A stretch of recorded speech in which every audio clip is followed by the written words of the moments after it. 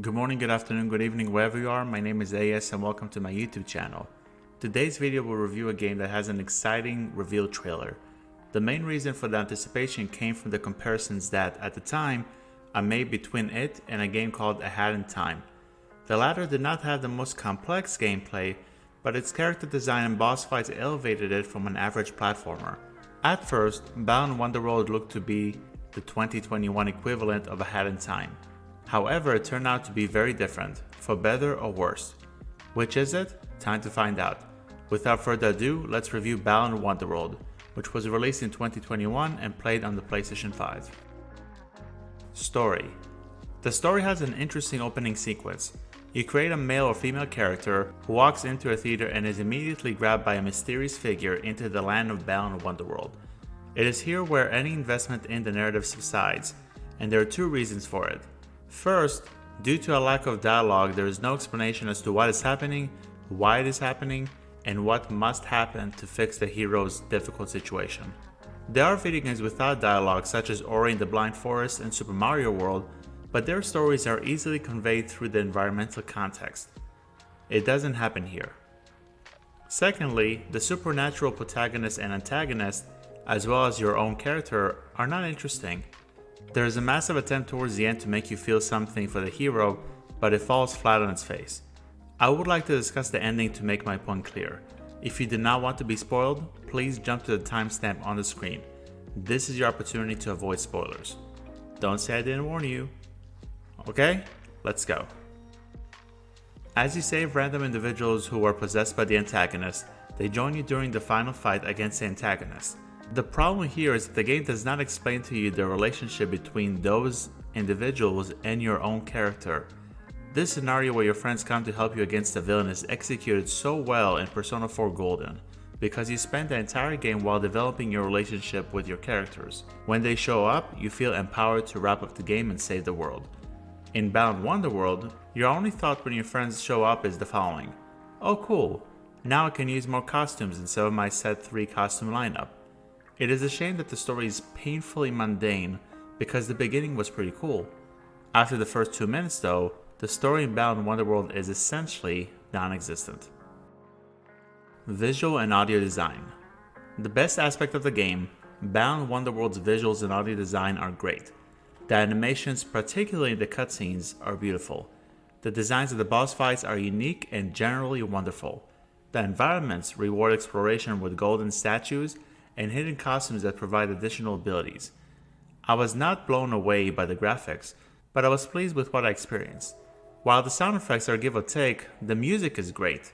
During Acts 1 through 3 of each chapter, the music is very whimsical or aggressive, depending on the layout of the stage. The boss's themes are very impactful and elevate the seriousness of each fight, even though there is a noticeable flaw with the word seriousness as it pertains to the boss fights themselves. All in all, Balan Wonderworld's presentation is undoubtedly the highlight of the game. Gameplay. The moment you engage with the game's main menu, you notice something very odd. Regardless of what button you press on the controller, the action is the same. I play Balan Wonderworld on the PlayStation 5 and I will do the same type of movement regardless of what button I pressed, whether it is the circle, triangle, L2 or R2 buttons.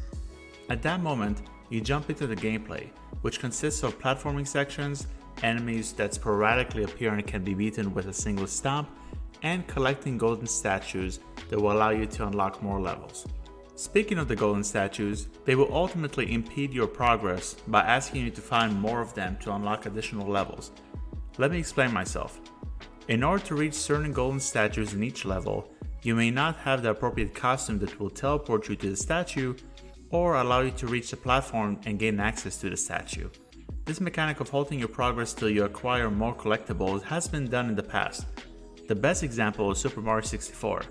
However, the difference between Balan Wonderworld and Mario 64 in that regard is as follows. If you are careful and observant enough, you can find all of the stars in the Mario 64 level that are used as the equivalent of golden statues in Balan Wonderworld. In Balan Wonderworld, you need a specific costume to retrieve the statue, and if you don't have it, guess what? You need to go to the location of the costume, get the costume, and then return to your desired level to get the statue. It is annoying. but it's not a deal breaker. As you make your way through each level, you will collect different costumes for your character. The concept sounds cool until you realize that some of the abilities for several costumes are ones that should be automatically given to your character by default or utterly useless in most situations. Why do I need the costumes to jump? Why do I need a costume to create ladders if I cannot use the ladders in situations where I don't have a symbol of a ladder at the bottom of my feet? The former should not even be a thought as an inclusion for the player's basic actions, and the latter seems like a missed opportunity. It may appear that all I've done so far in the gameplay department is illustrate mechanics that would make the experience very difficult.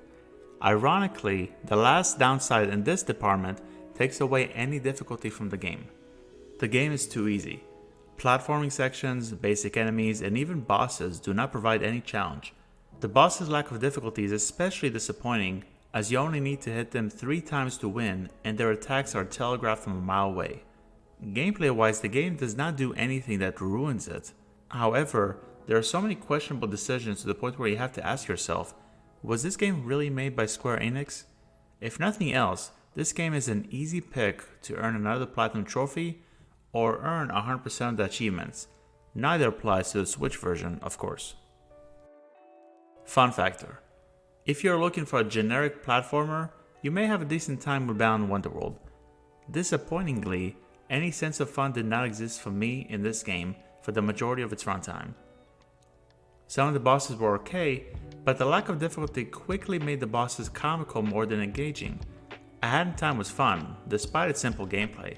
Balan Wonderworld, as far as the fun factor is concerned, is the complete opposite. In the end, Balan Wonderworld is an underwhelming average platformer.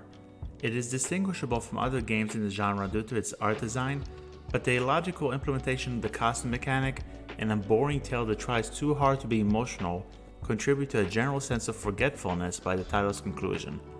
I would be open to a sequel, but there are a lot of issues that must be addressed on the drawing board before development for Balan Wonderworld 2 starts. I will give Balan Wonderworld from 2021 a 5 out of 10. Well folks, that's the end of the review. Thank you so much for checking out this video. What did you think about Balan Wonderworld? Have you played it? Why or why not? Please let me know your thoughts in the comment section below. Till next time, have a great day or evening wherever you are. My name is AES, and I will see you guys in the next video. Bye bye.